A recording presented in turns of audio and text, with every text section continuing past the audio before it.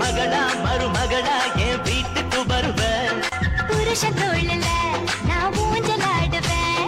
புகுந்த வீட்டுக்குள்ள நான் புண்ணியம் ஏண்டி புஷ்பா, எங்க உங்க சின்ன மாமியார் சின்ன மாமனார் ஆளவே காணாமே? அது எங்கம்மா இங்க இருக்கு? ஏதாவது விசேஷம் திருநாள்னா மட்டும் தான் இங்க வருது. மத்த நேரம் அம்மா வீட்டுக்கு போயதில்ல. இங்க எங்க இருக்கு? அப்படியா? அப்புறம் நம்ம திரும்ப கூட்டு குடும்பத்துல வந்து சேர்ந்துட்டேன், நான் இங்கே இருக்க போறேன் அப்படி இப்படின்னு கதை சொல்லிச்சு அன்னைக்கு. அது சும்மாமா சொத்துக்காக டிராமா பண்ணிட்டு உட்காந்துருக்காது. பயங்கரமான ஆளு. இங்க வராமே இருந்துட்டோம்னா நமக்கு எதுவும் பங்கு தர மாட்டாங்க அப்படின்னு சொல்லி உட்காந்துருக்கா. ஆல்ரெடி பங்கு வாங்கிட்டு போய் தொலைச்சிட்டு வந்துட்டாங்க. இப்ப திரும்ப மிச்சமே தருவாங்க உட்காந்துருக்காங்க. அவங்க அம்மா வீட்டுல தான் எப்பயுமே இருக்கும். ஏதாவது விசேஷம் மட்டும் தான் வரும். இந்த கல்யாண நாளுக்கு வந்துச்சு அத்தவங்களுக்கு வந்துட்டு அது வாட்டுக்கு போயிடுச்சு. ஒரு கிஃப்ட் கூட வாங்கி தரலாமா எதுவுமேவும். அதே இப்படி திரும்ப பங்கு தர முடியும்? அதான் ஆல்ரெடி பிடிச்சி வாங்கிட்டு போயிட்டாங்கல்ல, அப்புறம் திரும்ப எப்படி தருவாங்க? அப்ப இருக்கிறவங்களுக்கு என்ன செய்யறது சொத்து வத்து? அதே தெரியல. அது என்ன நினைப்புல வந்து உட்காந்துருக்கோ தெரியல. இவங்க என்ன நினைக்கிறாங்கன்னு தெரியல. அத்தையும் மாமாவும் ஒன்றும் புரிய மாட்டேங்குது. பார்த்தா குறைக்கி இந்த சாரசும் அவங்க வீட்டுக்காரு எல்லாம் இங்கேயே செட் ஆகிட்டாங்க. மாமியா ஈமியா எல்லாருமேவும். இங்கே வர்றியே இப்படியே இருக்கக்கூடாது. நாளைக்கு சொத்து பிரச்சனை பெரும் பிரச்சனை ஆகி போயிடும் தெரியுமா? பங்காளி சண்டை தான் பயங்கரமான சண்டையா இருக்கு சொத்து வத்துக்காண்டியே. அதெல்லாம் லேசில் விடக்கூடாது. ஆரம்பத்துல எதாக இருந்தாலும் கிள்ளி போட்டுறணும். அவள் வாட்டில் இருந்துக்கிட்டு நாளைக்கு சாரசு ஒரு வகை எனக்கு வீட்டில் பங்கு இருக்குண்டுவா, தோட்டத்தில் பங்கு இருக்குண்டுவா, சின்ன மாமனார் ஒரு பங்கு எடுக்கிறப்பாப்புல என்ன செய்யறது? சின்ன மாமனார் கொடுக்க வேண்டியது. அவன் தான் ஆல்ரெடி பிடிச்சி வாங்கிட்டு போயிட்டாங்கல்ல கொஞ்சம் நினச்சத்தை. அப்புறம் திரும்ப என்னத்தை கொடுக்க முடியும்? பார்த்தா வரைக்கும் இந்த பொம்பளை வீட்டோட கிடக்கு. நாளைக்கு எனக்கு பங்கு வேணுமா என்ன செய்ய முடியும்? நம்ம அப்படிலாம் விடக்கூடாது சொல்லிவிட்டேன். உங்கள் வீட்டுக்கார்ட்ட சொல்லி ஒழுக்கமாக பேசு. உங்களுக்கு தேவையான நீங்கள் பிரித்து வாங்கிக்கோங்க. அவங்க மிச்சத்தை என்ன செய்கிறாங்க எதுவும் செய்கிறாங்க. அப்படி சொல்ல முடியாதும்மா. நம்ம எப்படிமா வச்சுக்கணும் பேச முடியும்? அத்தை என்ன நினைப்பாங்க, மாமா நம்ம நினைப்பாரு. அதுவும் இல்லாமல் இப்போ சொத்துல எல்லாத்துக்குமே பங்கு இருக்குன்னு சொல்கிறாங்க. பொம்பளை பிள்ளைகளுக்கு இருக்குன்னு சொல்கிறாங்க. அதனால தான் நம்ம எதுவும் பேச முடியாமல் இருக்கு. இருக்கட்டும் முடியே, சொத்துல பங்கு இருக்கட்டும் வேணாம்னு சொல்லலை. பொம்பளை பிள்ளைகளுக்கு நேற்று நேரம் கட்டி கொடுத்து இப்போதே சின்ன நொட்டையாகும். அவங்க மாமியாரோட நாத்தனார் சரசன்ற பொம்பளைலாம் அவெல்லாம் கட்டி கொடுத்து நாளைக்கு பேரம்பத்தி எடுக்க போகிறா. இன்னும் சொத்துக்கு பங்கு எடுக்க வந்து பழக்கம் அந்த அண்ணன் வீட்டில் என்ன ஒரு இது ஒரு மனசாட்சி வேணாமா? ஏதோ புதுசாக அப்பதான் கட்டி கொடுத்த உள்ளப்பா ஒரு சீர் செய்யணும் ஜனத்தை செய்யணும் பங்கு கொடுக்கணும்னு சொன்னால் பரவாயில்ல. நேரம் மேலே கட்டி கொடுத்தா பேரம்பத்தி எடுத்துருப்பா. இந்த வயசில் வந்து பங்கு கட்டு உட்காந்துருக்காளே அவ்வளோ பொம்பளையா. ஆனால் சரச மாதேமா அந்த மாதிரி மோசமானது. அவங்க வீட்டுக்கார நல்லவர், அவங்க மாமியாவும் நல்லவங்க. அவங்களாம் சொத்தை எதிர்பார்க்கல. அவங்க சொந்த வந்தவன் சொல்லி வந்துருக்காங்க. அந்த பொம்பளை தான் சொத்து நாளைக்கு எப்போ பார்த்தாலும் பேய் மாதிரி. சொத்துனா மூணா முதல்ல பிரிக்கணும். அவங்க அப்படி எல்லாத்துக்கும் பங்கு இருக்குன்னா மூணா பிரிச்சுட்டு அவங்க பிள்ளைகளுக்கு அவங்க என்ன செய்யலாம் செஞ்சுக்கிறணும். பொதுவில் சொத்தை வச்சுக்கிட்டு பூராத்தையும் எல்லாத்தையும் செஞ்சுக்கே இருந்தாங்கன்னா நாளைக்கு உங்களுக்கு என்ன வந்து சேரும் சொல்கிறேன். நாளைக்கு திரும்ப மூணா போடுறப்ப மூணா போட்டு அதுக்கப்புறம் அது ரெண்டா போடுவாங்க. உங்கள் பங்கு பரம்புக்கு ஒரு பங்கு உனக்கு ஒரு பங்கு போடுவாங்க. அது நீ ஆரம்பத்திலேயே பிரித்து வச்சுக்கிறது நல்லது. நாளைக்கு பூரா வாரி வள்ளல் மாதிரி பூரா அள்ளி அள்ளி உங்கள் மாமனார் மாமியார் அதுவும் கொடுத்துட்டு நாளைக்கு ஒன்றும் நம்ம உட்காந்துருப்பீங்களா? என்ன அம்மாவும் மகளும் ரொம்ப தீவிரமாக பேசிக்கிருக்கீங்களே? ஒன்றும் இல்லைப்பா, சும்மா உட்காந்து பேசிட்டு இருந்தேன்ப்பா.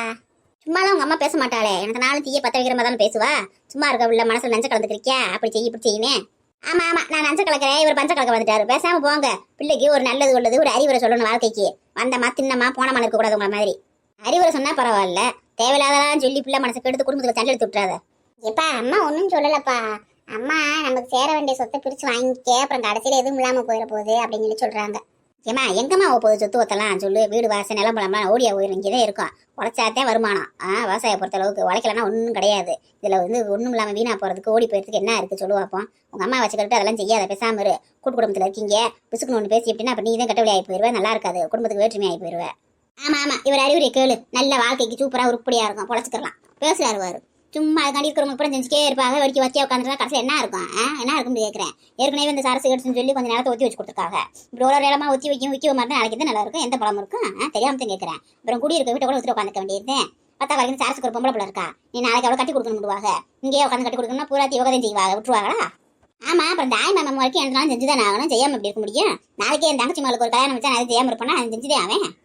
செய்வீங்க நான் வேடிக்கை பார்த்துருப்பேனாக்க.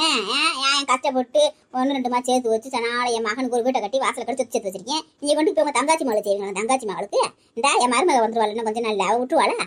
மருமக வந்தாலும் சரி நீ வந்தாலும் சரி என்னை ஒன்றும் செய்ய முடியாது. நான் என் காசுல இருந்து என் அக்கௌண்ட்டில் நான் போட்டு வச்சிருக்கிறதுல வந்து நான் எடுத்து செய்ய போகிறேன். அது யார் கேட்க முடியும்? பாத்தி அடி புஷ்பா எப்படி பேசுறாப்புல உங்க அப்பன்? ஒன்றுக்கு ரெண்டு பிள்ளைய வச்சிருக்க மாதிரியா பேசுறாப்புல? பிள்ளை விட்டு இல்லாத அண்ணக்கா அப்படி மாதிரி பேசுறாப்புல. தங்கச்சி மகளுக்கு செய்ய போறாப்லையா எப்படின்னு பார்த்துக்க. ஏமா அவர் என்னத்தம்மா செய்ய போறாரு? எத்தனால அவனால முடிஞ்ச அளவுக்கு செய்வாரு. அதுக்காண்டி தங்கச்சி மகளை செய்யாம இருக்க முடியுமா? விளையாட்டுக்கு பேசுறாருமா அவர். நீ வேற இங்க வாரியே சொல்றது கேளு. அமைதியா இரு. கல்யாணம் முடிகிற வரைக்கும் வாயை வச்சுக்கிட்டு தேவையில்லாம அந்த பிள்ளை தூண்டி விட்டுக்கிட்டே இருந்தாலும் பேச சொல்லாத. அப்புறம் குடும்பத்துக்குள்ள பிரச்சனை ஆகி போச்சுன்னா இந்த ரமேஷ் கல்யாணம் நடக்காது. பொண்ணு கொடுக்க மாட்டாங்க. இந்த பிள்ளை இப்ப சொத்தை பத்தி இப்படி பேசுது வைக்குது. இந்த வீட்டுல பொண்ணை வர கொடுத்தா எனக்கு யோசிப்பாங்க சொல்லிவிட்டேன். அமைதியா கடை. ஏமா அப்பா சொல்றது நல்ல யோசனை தாம்மா. இந்த நேரத்தில் நம்ம எதுவும் பேசக்கூடாதுமா. அமைதியா இருப்போம். உண்மையிலேயே இந்த பிரச்சனை நம்ம பேசணும்னு வச்சுக்கோங்களேன். அப்போ இந்த பிள்ளை சொத்து ஒத்துல கடினமா இருக்கு வைக்கிது செய்யுது. இந்த குடும்பத்தில் எப்படி பொண்ணை கொடுக்குறது அப்படின்னு யோசிப்பாங்கம்மா. அப்பா சொல்ற மாதிரி இப்போ நம்ம ஆற போட்டுருவோம். முதல்ல கல்யாணத்தை முடிப்போம். பிறகு பார்த்துக்குருவோம். உடனே நான் இப்ப பேச சொல்லடி, இதெல்லாம் மனசுல வச்சுக்க. வீட்டுல ஒரு விஷயம் நல்லது கெட்டது பண்றாங்கன்னா உனக்கு என்ன கருத்து இருக்கோ அதை நீ சொல்லு. சிரிச்சுக்கிட்டே சொல்லு. கோமா சொன்னாதானே தப்பு. சாதாரணமா சிரிச்சுக்கே சொல்லு. எது நல்லது கெட்டது சொல்லக்கூடாதுலாம் ஒன்றும் கிடையாது. இந்த வீட்டு மருமக தானே நீ. உன் மாமியாருக்கு அப்புறம் நீதான் இந்த வீட்டுக்கு எல்லாமே. அதனால நல்லது கெட்டது நீயும் சொல்லலாம். அவங்க முடிவு எடுத்துட்டாங்க, என்ன செய்யறாங்கன்னு அமைதியே இருக்காத. எல்லாத்துக்கும் முன்னாடி சொல்ல முடியலையா? அவன் புருஷன் கிட்ட சொல்லு, தனியா இருக்கும்போது அவரை விட்டு சொல்ல சொல்லு. அவர் எங்கம்மா வீட்டுல இருக்காரு? சும்மா தோட்டத்தை தான் கட்டிக்க அழுகிறாரு. வீட்டுல இருக்கிற நேரம் கொஞ்சம் தான், முக்காவாசி நேரம் தோட்டத்துல இருக்கிறாரு. ஏன்டா இந்த மாதிரி தோட்டத்து வேலை செய்யற ஆளை கல்யாணம் பண்ணாலும் எரிச்சலா வருதுமா. உங்களுக்கு கடுப்பா இருக்கு. வேலைக்கு போறேன், ஆபீஸ் போறேன் கூட காலையில விட்டு சாயந்தரம் வந்துடுறேன், வீட்லயே இருக்கேன் பாட்டியோட. இந்த ஆள் எங்க இருக்காரு? சாயந்தரம் வீட்டுக்கு வந்து நான் உரம் வாங்க போறேன், அது வாங்க போறேன், இது வாங்க போறேன், எங்கேனாலும் போயிடுறாப்ல. அப்படிலாம் சொல்லக்கூடாதுமா. விவசாயினா அப்படித்தான், வேலை வெட்டி இருந்துக்கே இருக்கும். ஒரு உரம் வாங்க போகணும், மருந்து வாங்க போகணும், 4 மனுஷன் மக்களை வேலைக்கு ஆளை கூப்பிட போகணும், செய்யணும், அதெல்லாம் இருக்குல்ல. வீட்லயே உட்காந்துருந்தா வேலை நடக்காதுல்ல. நானும் ஒரு காலத்துல அப்படித்தானே இருந்தேன். போக வேண்டியதேன்ப்பா. எல்லா நாளும் அதே மாதிரி பண்ணிட்டு இருந்தா எப்படிப்பா? சனி நாள்ல கூட வீட்டுல இருக்க மாட்டேன்றாருப்பா. அப்படிலாம் விடக்கூடாது. அப்படியே விட்டியாதான் நான் உன் பேச்சே கேட்க மாட்டாப்ல. வீட்டுல ஒரு குடும்பத்துல ஒரு பிரச்சனை வந்துச்சுன்னா உன் பக்கம் நிக்க மாட்டாப்ல உன் புருஷன். அதனால எப்பயும் கண்ட்ரோல்லே வச்சுக்கணும். நீ என்ன சொல்றியோ அதை அவர் கேட்கணும், நீ என்ன செய்யறியோ அதை அவர் செய்யணும். அதை விட்டு வருஷத்துக்கு கொடுக்க தெரியாத சொல்லிவிட்டேன். ஆமா ஆமா, உங்க ஆத்தா வச்ச கேளு, குடும்பம் எல்லாம் விளங்கிருமா. இங்க வரமா புஷ்பா, அப்பா சொல்றத கேளு, உங்க ஆத்தா சொல்றத கேட்காத. எப்பயும் நம்ம அதிகாரம் பண்ணி அடக்கி வச்சோம்னா அது நிலைக்கவே நிலைக்காது. அன்பால கட்டுப்படுத்தி வச்சாலே அது நிலைக்கும் சொல்லிவிட்டேன். ஆமா, அன்பால உட்காந்துக்கிட்டே மயிலே இறகு ஒண்ணு போடவே போடாது. வெட்டுக்குன்னு பிடிச்சி புடுங்கினாதே போடும். ஆமா போடும். மொத்தத்துக்கு பறந்து ஓடி போயிடும். அப்புறம் உட்காந்துருக்க வேண்டியதே. இங்க வருமா, நம்ம எப்போ மாமியாரும் பொண்டாட்டியும் சேர்ந்து புருஷனை டார்ச்சல் பண்றோமோ அப்பயே அவன் பொண்டாட்டியை வெறுக்க ஆரம்பிச்சிட்டேன்னு சொல்லிவிட்டேன். உங்க ஆத்தா வச்ச கற்கடி எதுவுமே பேசாத. உன் மனசுக்கு எது நல்லது கட்டதுன்னு படுதோ அதை நீ பண்ணணும். இவ சொல்றதை கேட்டு அப்படியே போய் மாப்பிள்ளை பேசினா குடும்பத்துல தேவையில்லாத பிரச்சனை ஆகி போயிடும். அப்புறம் நான் சொல்ல விரும்பல வாயில அப்படின்னு சொல்லிட்டேன். என்ன எனக்கு சொல்ல விரும்பலன்றீங்க நீங்க? இங்க வரையே வாழ்ற பிள்ளையே தாயாருக்கு எடுத்த கதையா இருக்கக்கூடாது சொல்லிவிட்டேன். பிள்ளைகளுக்கு நல்லதை சொல்லி கொடுக்கணும். முடியலையா அமைதியா இருக்கணும். அந்த பிள்ளைய புத்திக்கு வாழ்ந்துட்டு போயிடும். சும்மா தேவையில்லாம நீ அந்த பிள்ளைய பிடிச்சி நொண்டி விட்டு தெரிஞ்ச தேவையில்லாம வாழ்க்கை விட்டு போயிடும். என்ன பண்ணிக்கிட்டு இருக்கீங்க நீங்க? ஒண்ணுல நான் சும்மா பேசிக்கிட்டு இருந்தோம்னே. எங்க சும்மா பேசிக்கிட்டு இருந்தீங்க? நீங்க வாட்டு சண்டையை போட்டுக்கிறீங்க உட்காந்து. இதை நம்ம வீடு நினைச்சீங்களா? சமதாரம் வீட்டுக்கு வந்திருக்கோம், இங்க இப்படி சண்டையை போட்டுக்கிறீங்க. உங்களுக்கு வெக்கமா இல்ல? யாருனாலும் பார்த்தாங்கன்னா நினைப்பாங்க. இன்னும் கொஞ்ச நேரத்துல அவங்க வந்துருவாங்க, சின்ன பொண்ணு வீட்டுக்காரவங்க வேற. இப்படி சண்டை போட்டு கிடக்கீங்க. நான் இல்லடா, உங்க அப்பா தான்டா தேவையில்லாம ரெண்டாவதமா பேசிக்கிட்டாப்ல. ஏமா சும்மா இருங்கம்மா. உங்க அப்பா இல்ல நான் இல்லைன்னு சொல்லிக்கிட்டு சும்மா அமைதியா இருங்கம்மா. ஆளுக்கு பேச கொடுத்தீங்கன்னா பேச்சு வளர்ந்துக்கிட்டே இருக்கும். நம்ம வீட்டுல பேசுற மாதிரி இங்க பேசிக்கிட்டு இருக்கீங்க. நீங்க ஒரு இடத்துக்கு வந்திருக்கமே, அது ஜமந்தாரவங்களுக்கு வந்திருக்கமேன்னு கொஞ்சம் கூட விவசாய இல்லாம சண்டையை போட்டுருக்கீங்க நீங்க. அப்படி எங்கிட்டு பொண்ணு தருவாங்க? இந்த கல்யாணம் நம்ம சும்மா நின்றுட்டு சும்மா உட்காந்துருக்க வந்து நான் பாட்டுக்கு. நல்லா கேள்றா, மாத்தா குறைக்கிற மாதிரி நானும் சொல்லி தவிச்சு போயிட்டேன். அவ எங்கடா கேட்கறா? அவ சொல்றதை அவ சொல்லிருக்கா. சரி பேச விடுங்க, சொல்லிக்கே இருக்க. அப்புறம் ஆளாளுக்கு பேசிக்கே இருக்கீங்க. சரிடா மகனே, ஒன்னும் கோவப்படாத. சண்டையெல்லாம் போடல. உனக்கு ஓம் பிரச்சனை. வருங்கால பொண்டாட்டி வர்றப்ப சண்டை விடுறாங்களேன்னு உனக்கு ஓம் பிரச்சனை கவலையா இருக்கு. ஏமா புஷ்பா, எங்கம்மா இன்னும் காணா சின்ன பொண்ணு? உங்களை இப்படி நேரம் ஆகி போச்சு. அதான் நீ கிளம்பிட்டு இருந்தாங்களா, திடீர்னு யாரோ கெஸ்ட் வந்துட்டாங்களா, அவங்கள அனுப்பி விட்டு வரேன்னு சொல்லி சொன்னாங்க. அதனால லேட் ஆயிடுச்சு போல இருக்கு. இப்ப என்னன்னு நாங்க இருந்துட்டு நாளைக்கு போங்க. இப்ப என்ன ஞாயிற்றுக்கிழமை சாப்பிட்டு மெதுவா கிளம்புறது இருக்கலாம், எனக்கு ஒரு பிரச்சனையும் இல்ல. ஆனா இந்த வீட்டுல நிறைய பேர் இருக்காங்க, அதான் ஒரு பிரைவசி இருக்குமான்னு பார்த்தேன். என்ன நம்ம வீடு பெருசுனே, நிறைய ரூம் கிடக்கு. நீ இருக்கு அதெல்லாம் யோசிக்கிற? எத்தனை பேர் இருந்தாலும் தங்கலாமே சத்திர மாதிரி. அது எப்படிமா சமந்தார வீட்டுல தங்கலாமா? பொண்ணு கட்டுற வீட்டுல ஏனே என்னண்ணே நீங்க இப்படி பேசுறீங்க? நீங்க பேசுற அப்புறம் கேட்டுக்கிட்டே இருந்தேன். ஏன்னா பேசுற அப்புறம் கேட்டுக்கிட்டே இருந்தாங்களா? ஐயோ ஏம்மா நல்லா மாட்டிக்கிட்டேம்மா. நம்ம பேசுன அப்புறம் அத்தை கேட்டுக்கிட்டு இருக்காங்க போல. நீ குடும்பத்துக்குள்ள ஒரு பெரிய பிரச்சனையே வந்துடும் போல. அது வந்துமா என்னண்ணே இதுக்கு போய் இப்படி தயங்கிட்டு இருக்கீங்க? அது போயினே நீங்க பேசினதான் கேட்டுக்கிட்டே இருந்தேன். ஏனே பொண்ணு எடுக்க போறேன்னா அங்க தங்கக்கூடாதா சமந்தகாரங்க வீட்டுல? என் பொண்ணு மட்டும் தான் எடுத்திருக்கீங்களா? பொண்ணு கொடுத்துருக்கீங்கல்ல, இது உங்க மக வீடு தானே. அப்பனா நீங்க தாராளமா தங்கலாம், உங்களுக்கு எல்லா உரிமையும் இருக்கு. இதுக்கு போய் யோசிச்சிருக்கீங்க நீங்க? இதுக்கு பிறகு நீங்க என்ன போய் என்ன வீட்டுக்கு போறது? பேசாம இருங்கண்ணே. புஷ்பா சொன்ன மாதிரி இங்க இருங்க. அக்காவும் வந்துருவாங்கல்ல, எல்லாம் பேசிக்கிட்டு நாளைக்கு ஞாயிற்றுக்கிழமை கறி உரி எடுத்து நல்லா சாப்பிட்டு விட்டு எல்லாம் குடும்பமா சாப்பிடுவோம். நல்லா இருக்கும்ல. ரொம்ப நாள் ஆச்சு இந்த மாதிரி எல்லாரும் சேர்ந்து சாப்பிட்டு கூப்பிட்டு நல்லா ஜாலியா இருந்து இருந்து நாளைக்கு சாயந்தரம் போவீங்க. அப்பா யாத்தாடி யாத்தே, ஒரு நிமிஷத்துல உன் மாமியா பயமேத்து சொல்லி புஷ்பா. நான் கூட பயந்து போயிட்டு நம்ம பேசுனதெல்லாம் கேட்டுருச்சு வேணுமோண்டு. இதை தேங்கி அடிச்சாக்கும் தூக்கி வாரி போட்டுருச்சு. என்ன சமந்தி, நான் சொல்லிக்கே இருக்கேன், நீங்க வாடி பேசாம இருக்கீங்க. அது ஒண்ணு இல்ல சமந்தி, நீங்க சொன்னா சரியாத்தே இருக்கும். நாங்க இருந்துட்டே போறோம் சமந்தி, ஒன்னும் அவசரம் இல்ல. அவ வரட்டும் மெதுவா. புஷ்பா உனக்கு பால் எடுத்து வரட்டுமா குடிக்க? சரிங்க தே. அண்ணே மருந்து உங்களுக்கு கொண்டு வரட்டுமா? நீங்களும் குடிக்கிறீங்களா? தம்பி உங்களுக்கு கொண்டு வரட்டுமா? சரிங்க கொடுங்க தே. ஏமா எனக்கு சக்கரை கம்மியா போடுமா, அதிகமா போட்டுறாதாமா. ஒரு 1/4 சக்கரை இருந்தா போதுமா? ஏனே சக்கரை குடிக்க மாட்டீங்க நீங்க? சுகரா? சுகரெல்லாம் இல்லம்மா. சுகரை நம்மளை கண்டா தெரிச்சு ஓடிடாது. எதுவும் வந்துடக்கூடாதுல்ல, அதுக்காண்டி முன்னெச்சரிக்கையா எல்லாம் கம்மியாவே சாப்பிடுறது.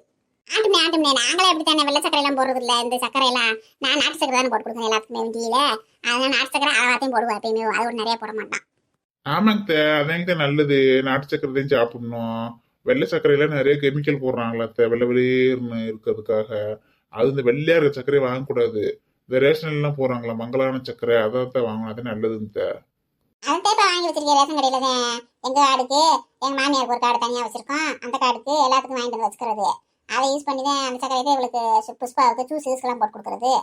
ஏன் புஷ்பா நீ பழத்தவே சாப்பிட வேண்டியதானே, எனக்கு நீ ஜூஸ் குடிக்கிற?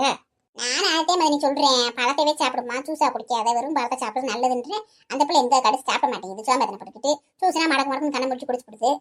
அப்படி இருந்து நான் என்ன செய்வேன், சக்கரை நிறைய போட மாட்டேன். பழம் நிறைய போட்டு கொஞ்சமா தண்ணியை ஊற்றி அடிச்சு கொடுத்துருவேன். நல்லா பழமா போட்டு கொடுத்தோம்னா சக்கரை நிறைய போட தேவையில்லை.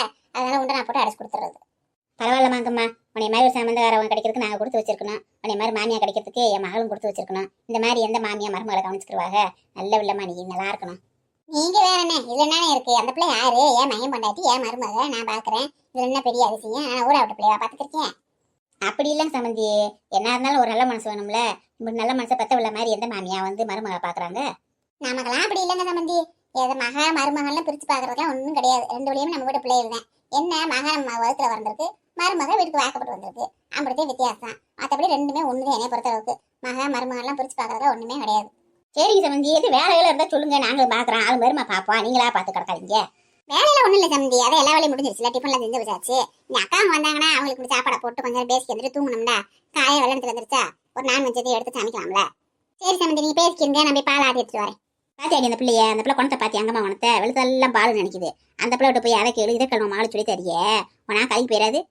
ஆரம்பிச்சிட்டீங்களா? நீங்க அமைதியா இருங்க. அதுக்குலடா மனசு கேட்க மாட்டேங்குதுல. நமக்கு நியாயத்துக்கு எதிராக யாரும் இருந்தாலும் பிடிக்காது. அது கட்டின கொண்டாட்டியா இருந்தாலும் பிடிக்காது, பெத்த வெளியா இருந்தாலும் பிடிக்காது. யோ சிவனாண்டிய, வாயை முடிக்கிட்டு பேசாம இரு.